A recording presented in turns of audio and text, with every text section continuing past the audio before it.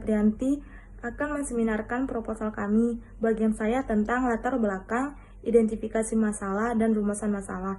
Yang pertama itu tentang latar belakang. Pendidikan merupakan bagian terpenting dalam pembangunan. Proses pendidikan tidak dapat dipisahkan dari prosesnya. Pembangunan diarahkan dan bertujuan untuk mengembangkan sumber daya yang berkualitas. Manusia yang berkualitas dapat dilihat dari segi pendidikannya. Hal ini bertujuan pada tujuan pendidikan nasional, yakni untuk mencerdaskan kehidupan bangsa, mengembangkan manusia seutuhnya. Selain itu, beriman, bertakwa kepada Tuhan Yang Maha Esa, serta sehat jasmani dan rohani, dan memiliki kemampuan dan keterampilannya. Salah satu lembaga formal pendidikan adalah sekolah dasar. Sekolah dasar yang merupakan wadah untuk membina anak didik menjadi manusia atau warga masyarakat yang terampil dalam bekerja, dapat menyesuaikan diri dengan lingkungan sekitarnya, dan mampu untuk mengatasi berbagai masalah yang akan terjadi. Dengan itulah faktor pendidikan sebagai penunjang dalam mengatasi dan meningkatkan mutu pendidikan, memberikan inovasi dalam dunia pendidikan untuk meningkatkan sumber daya manusia, maupun dengan cara memilih guru yang berprofesional dalam mengajar. Selanjutnya itu ada identifikasi masalah.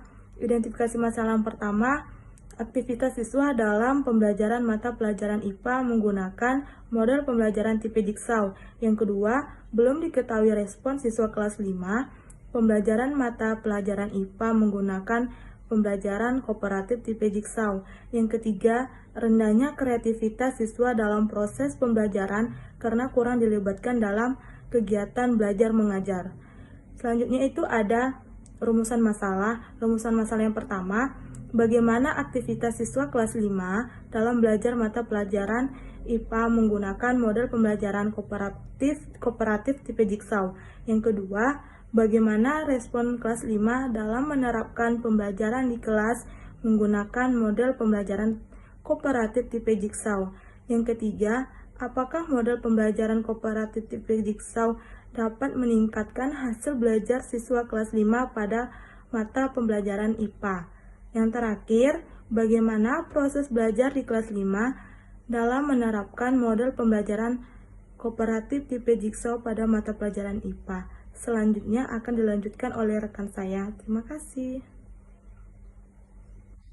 Assalamualaikum warahmatullahi wabarakatuh. Saya Intan Rosdiana akan melanjutkan materi presentasi saya, yaitu mengenai tujuan. Yang pertama yaitu ada mendeskripsikan aktivitas siswa kelas 5 dalam belajar mata pelajaran IPA menggunakan model pembelajaran kooperatif tipe Jigsaw.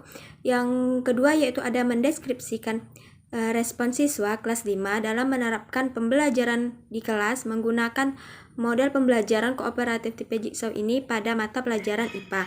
Nah, yang selanjutnya yaitu mendeskripsikan model pembelajaran kooperatif tipe Jigsaw ini dapat meningkatkan hasil belajar siswa kelas 5 pada mata pelajaran IPA. Nah, yang selanjutnya yaitu ada mendeskripsikan proses belajar di kelas 5 dalam menerapkan model pembelajaran kooperatif tipe Jigsaw ini pada mata pelajaran IPA. Nah, yang selanjutnya yaitu ada manfaat. Nah, manfaat ini terdiri dari dua, yaitu ada manfaat teoritis dan manfaat praktis. Manfaat teoritis ini dapat memperkaya konsep atau teori yang menyokong perkembangan ilmu pengetahuan manajemen penerapan model pembelajaran kooperatif tipe Jigsaw ini. Yang selanjutnya yaitu ada manfaat praktis. Manfaat praktis ini dapat memberi masukan terhadap peneliti untuk menambah wawasan, pengetahuan, dan pengalaman dalam menulis suatu penelitian, yang khususnya melalui penerapan model pembelajaran kooperatif tipe Jigsaw ini untuk meningkatkan hasil belajar siswa. Nah, yang selanjutnya yaitu ada pembelajaran kooperatif mengenai kajian teori. Pembelajaran kooperatif ini pembelajaran yang di dalamnya mengkondisikan para siswa untuk bekerja sama di dalam kelompok-kelompok kecil untuk membantu satu sama yang lainnya. Nah, para ahli Jacop mengatakan bahwa pembelajaran kooperatif ini adalah suatu metode ia mengelompokkan siswa dalam kelompok kecil, saling bekerja sama dan saling membantu. Nah, yang selanjutnya yaitu ada tujuan pembelajaran kooperatif. Tujuan pembelajaran kooperatif ini yang pertama yaitu hasil belajar akademik. Nah, dalam pembelajaran kooperatif ini nantinya dapat membantu siswa dalam memahami konsep-konsep yang sulit, yang nantinya dapat meningkatkan nilai siswa dalam belajar akademiknya. Yang selanjutnya yaitu ada penerapan terhadap pembedaan individu. Tujuan lain dari model pembelajaran kooperatif ini adalah penerimaan yang berdasarkan ras, budaya, kelas sosial, kemampuan dan ketidakmampuan, dan berbagai latar belakang lainnya. Nah, yang selanjutnya yaitu ada pengelompokan keterampilan sosial. Tujuan penting yang ketiga tentang pembelajaran kooperatif ini yaitu mengajarkan kepada siswa bahwa bekerja sama dan kolaborasi itu sangat penting. Keterampilan-keterampilan sosial penting dimiliki siswa sebab masih banyaknya siswa-siswa yang kurang dalam keterampilan sosial. Assalamualaikum warahmatullahi wabarakatuh. Baiklah, saya Resti Hardiani, pemateri ketiga akan menjelaskan penjelasan selanjutnya yaitu tentang keunggulan pembelajaran kooperatif. Jadi, keunggulan pembelajaran kooperatif itu yaitu siswa berkelompok sambil belajar mengenai suatu konsep yang menyenangkan. Yang kedua itu ada optimalisasi dari siswa. Yang ketiga yaitu adanya struktur yang jelas yang memungkinkan siswa untuk berbagi dengan sesama siswa lainnya. Yang keempat yaitu adanya struktur yang jelas yang memungkinkan siswa untuk berbagi dengan temannya yang berbeda. Selanjutnya yaitu ada meningkatkan percaya diri yang tinggi. Yang terakhir yaitu siswa dapat belajar dan bertanggung jawab sesuai apa yang dipelajarinya. Selanjutnya itu ada pembelajaran kooperatif tipe Jigsaw. Nah, dalam pembelajaran kooperatif tipe Jigsaw ini terbagi menjadi dua, yaitu ada kelompok ahli dan kelompok asal.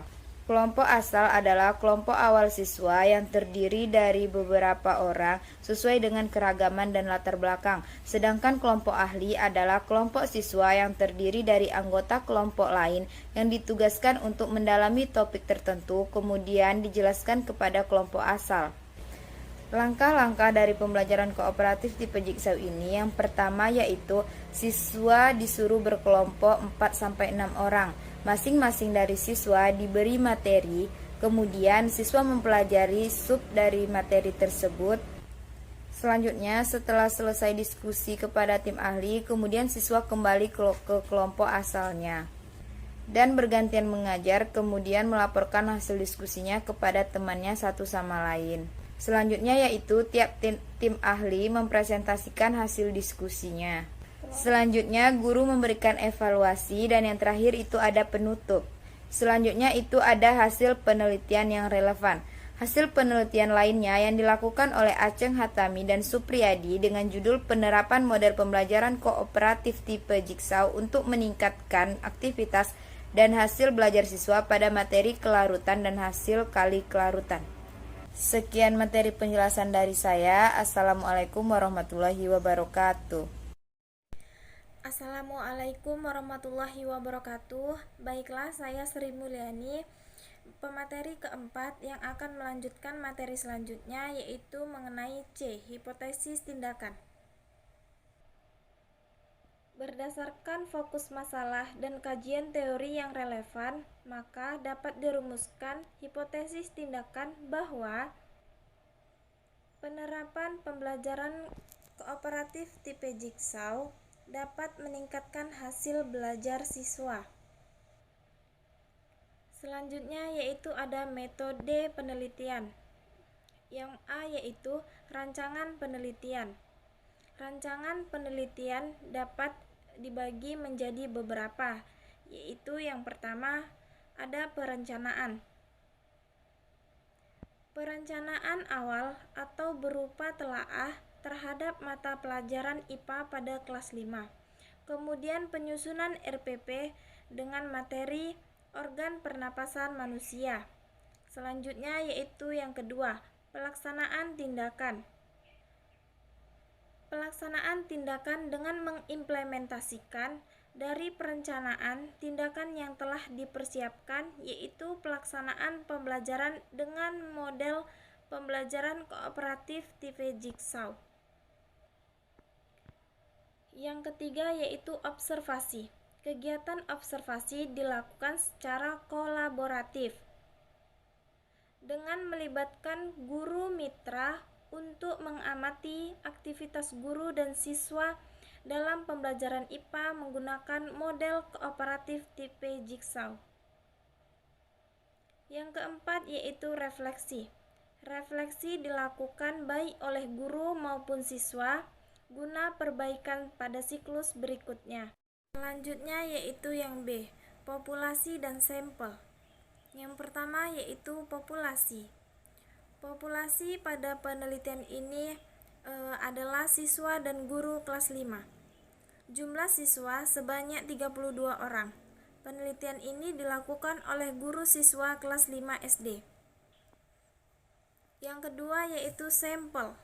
Penelitian ini dilakukan dengan menggunakan penelitian tindakan kelas.